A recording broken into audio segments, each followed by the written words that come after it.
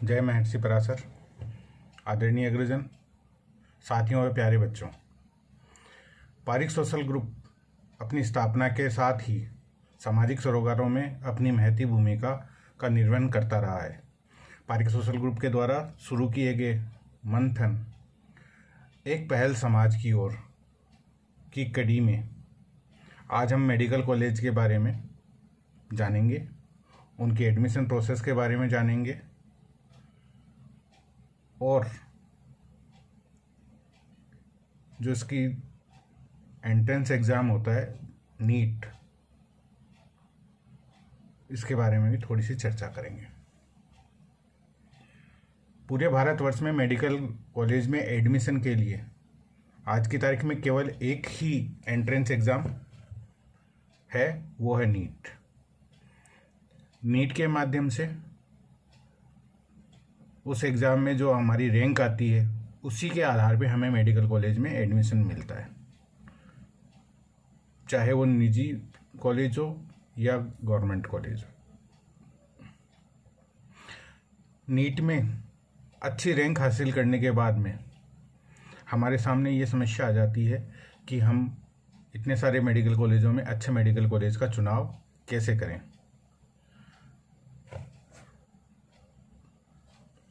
इसके लिए कौन कौन से डॉक्यूमेंट हमारे पास तैयार होने चाहिए ताकि हमें एन मोमेंट पे भाग दौड़ ना करनी पड़े। आपके पास आपकी मूल निवास होना चाहिए, आपके पास 10th और 12th के मार्कशीट और सर्टिफिकेट होनी चाहिए, आपके पास आपकी आईडी कार्ड होनी चाहिए। आजकल आधार कार्ड लगभग हर कॉलेज मांगता है। इसी तरह जिन पे जाति प्रमाण पत्र लागू है उनके पास जाति प्रमाण पत्र भी होना चाहिए, और जो EWS वाले बच्चे हैं उनके पास EWS सर्टिफिकेट भी होना चाहिए, कुछ फ़ायदा उनको मिलता है। मैंने पिछले 4-5 सालों में काफ़ी सारी राजकीय और प्राइवेट कॉलेजों की विज़िट की है। मुझे अवसर मिला है वहाँ जाने का, उनका इंफ्रास्ट्रक्चर देखने का, उनकी फ़ीस और जो बाकी फैसिलिटीज़ है उनके बारे में जानकारी लेने का। इसके लिए मैंने एक तैयार किया, जो सारी जानकारी है उनको एकत्रित करके एक कॉलेजों को रैंक के हिसाब से उनको रैंकिंग करने की कोशिश की।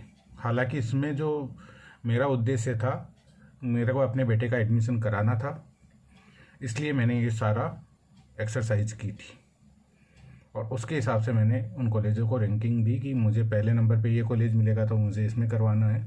क्योंकि उस समय उसका रिज़ल्ट नहीं आया था, इसलिए मैंने काफ़ी सारे कॉलेजों की जानकारी दी। मेडिकल कॉलेज में एडमिशन के लिए हम उसको 2 भागों में बांटते हैं, एक गवर्नमेंट कॉलेज में और दूसरा प्राइवेट कॉलेज में। कुछ लोग बाहर जाके भी MBBS की डिग्री लेके आते हैं, वो भी एक तीसरा रास्ता है। भारत में कुल 500 कॉलेजें हैं जिनमें लगभग 76,000 सीटें हैं MBBS के लिए। गवर्नमेंट कॉलेजों में इनमें 42,000 से अधिक सीटें हैं। गवर्नमेंट कॉलेजों में एडमिशन के लिए मुख्यतः जो गवर्नमेंट कॉलेज हैं उनको सीटें हैं, उनका बंटवारा 2 भागों में होता है। एक आपके जो राज्य की कॉलेजें हैं गवर्नमेंट की, उनमें स्टेट कोटा होता है और एक ऑल इंडिया कोटा होता है। 85% कोटा उनमें स्टेट होता है और 15% ऑल इंडिया कोटे में आती है। हर राज्य अपने गवर्नमेंट कॉलेजों के एडमिशन के लिए अलग अलग काउंसलिंग करता है, इसलिए और वो अपने जो गवर्नमेंट कॉलेज है उनमें जो उस राज्य के मूल निवासी है उन्हीं को वरीयता देता है। इसलिए जिस राज्य के हम मूल निवासी हैं हमें ये ध्यान रखना चाहिए कि हम उस राज्य की जो गवर्नमेंट सीटें हैं उनमें जो काउंसलिंग बॉडी है उसके निर्देशों का पालन करें और उसमें अपना रजिस्ट्रेशन कराएं। प्राइवेट कॉलेज आजकल काफ़ी सारे राज्यों में सम्मिलित रूप से, जैसे राजस्थान में है तो एक ही बॉडी प्राइवेट और गवर्नमेंट दोनों कॉलेजों की काउंसलिंग करवाती है। प्राइवेट कॉलेज में मैनेजमेंट कोटा जो होता है उसकी काउंसलिंग कॉलेज अपने आप करता है। बाकी गवर्नमेंट कॉलेज में जो 15% ऑल इंडिया कोटे की सीटें हैं उसकी काउंसलिंग mcc.nic.in की वेबसाइट पे होती है। इस काउंसलिंग में भाग लेने के लिए सबसे पहले हमें वेबसाइट में जाके वहाँ पे दिए गए दिशा निर्देशों को ध्यान से पढ़ें, महत्वपूर्ण तिथियों का विशेष ध्यान रखें, उसमें अपना रजिस्ट्रेशन करवाएं। एमसीसी पे 2 तरह के कॉलेजों पे रजिस्ट्रेशन होता है, 15% कोटे की ऑल इंडिया की गवर्नमेंट सीटें, और ऑल इंडिया में कुछ डिम्ड यूनिवर्सिटीज़ हैं उसकी काउंसलिंग भी एमसीसी करवाती है।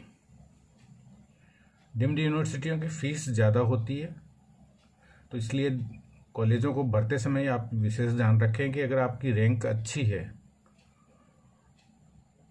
तो हो सकता है फर्स्ट राउंड में आपको सीट नहीं मिलेगी तो सेकंड राउंड में मिल सकती है। किंतु आपने अगर फर्स्ट राउंड में डिम्ड यूनिवर्सिटी भर दी और वो आपको मिल गई तो फिर आपको सेकंड राउंड में भाग लेने के लिए उस कॉलेज में एडमिशन लेना पड़ेगा, उसकी फ़ीस जमा करानी पड़ेगी, फिर आप सेकंड राउंड में भाग लेने के लिए एलिजिबल होंगे। अगर आपने उसकी फ़ीस नहीं जमा कराई, उसमें अपना एडमिशन नहीं कराया, तो आप सेकंड राउंड में नहीं भाग ले पाएंगे और आप उस प्रक्रिया से बाहर हो जाएंगे। इसलिए ध्यान रखें, क्योंकि इस तरह की अगर लापरवाही करेंगे तो उसका खामियाजा हमें भुगतना पड़ सकता है। दोस्तों, जैसे अपन बात करें कि अच्छे कॉलेज कौन कौन से हैं, तो ऑल इंडिया में जो सबसे बेस्ट कॉलेज माने जाते हैं वो एम्स हैं। पहले दिल्ली ही होता था, आजकल लगभग 15 एम्स ऑल ओवर इंडिया में हैं। एम्स की रैंकिंग अच्छी है, हमें उनको देना चाहिए। इसके अलावा जिपमेर है, एएफएमसी है, पूना, बहुत अच्छे कॉलेज है और इसमें जो प्लेसमेंट है वो भी अच्छा मिल जाता है हमें आर्मी या एयरफोर्स या जो भी हमारी सिक्योरिटी फोर्सेस है उनमें। इसके अलावा मौलाना आज़ाद दिल्ली की काफ़ी सारी कॉलेजें हैं जो अच्छी रैंकिंग रखती हैं। बॉम्बे में भी जो ग्रांट कॉलेज है बहुत बड़ा नाम है। मेडिकल कॉलेज कोलकाता एक अच्छा नाम है, बहुत रेपुटेटेड नाम है। किंग जॉर्ज लखनऊ अपने राजस्थान में एसएमएस है, और भी बहुत सारे कॉलेज हैं जिनमें हमें एडमिशन मिल सकता है। जैसे मैंने आपको बताया, स्टेट कोटे के लिए आपको पर्टिकुलर उस स्टेट की नागरिक होने चाहिए, तभी आप उस स्टेट के लिए पा सकते हैं। अदरवाइज़ ऑल इंडिया कोटे में आप कहीं के भी हों, आपको मौका मिलता है। दोस्तों, मेडिकल कॉलेज के चयन के लिए हमें बहुत सावधानी रखनी चाहिए। पहली चीज़ तो ये है कि अब अगर हमारी अच्छी रैंकिंग है और हमें गवर्नमेंट कॉलेज मिल सकती है तो हमारी प्रायोरिटी गवर्नमेंट कॉलेज होनी चाहिए, क्योंकि गवर्नमेंट कॉलेज अच्छे होते हैं। अगर गवर्नमेंट कॉलेज मिल रहा है और नया कॉलेज भी मिल रहा है तो भी हमें ले लेना चाहिए। गवर्नमेंट व कॉलेज वाले मामले में नए और पुराने कॉलेज में ज़्यादा फ़र्क नहीं है। अगर हमें तो रैंकिंग अच्छी है और पुराना कॉलेज मिल रहा है तो हमें प्रायोरिटी पुराने कॉलेज को देनी चाहिए। लेकिन प्राइवेट और गवर्नमेंट में अगर हम कंपेयर करेंगे तो गवर्नमेंट का जो सबसे नया कॉलेज है वो भी प्राइवेट के पुराने कॉलेजों से अच्छा है। उसका जो सबसे बड़ा रीज़न है, एक तो फीस। गवर्नमेंट कॉलेज में काफ़ी कम फीस में आपको एडमिशन हो जाता है और पूरे साल काफ़ी कम खर्चे में आप अपनी एमबीबीएस की डिग्री कंप्लीट कर सकते हैं। प्राइवेट कॉलेजों की फ़ीस बहुत ज़्यादा है।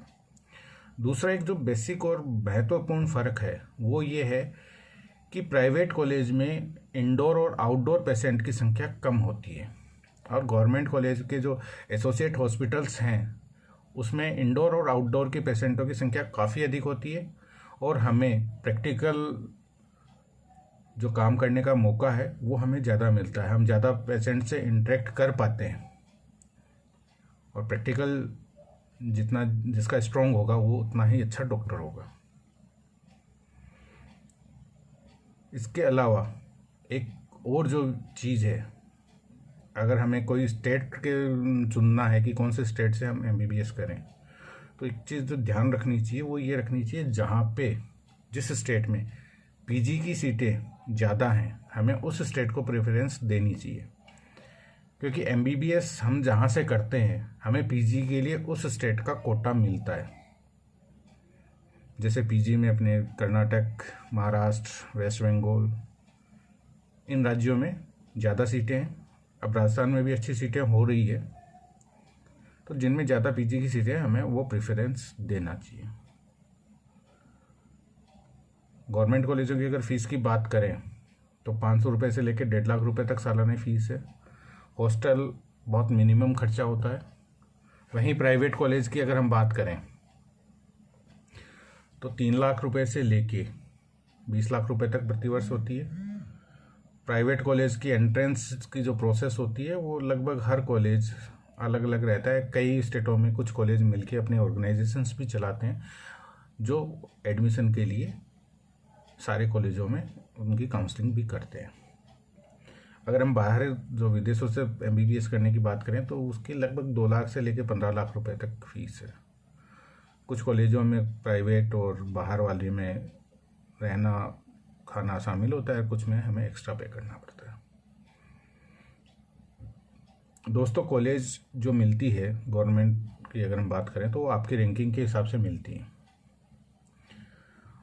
इसलिए हमारा प्रयास ये होना चाहिए कि रैंक आए, रिजल्ट आए, उससे पहले हम सारे कॉलेजों की लिस्ट तैयार करें, उनको रैंक करें कि लास्ट ईयर उस जिस भी कॉलेज है उसमें लास्ट एडमिशन किस रैंक का वाले का हुआ है।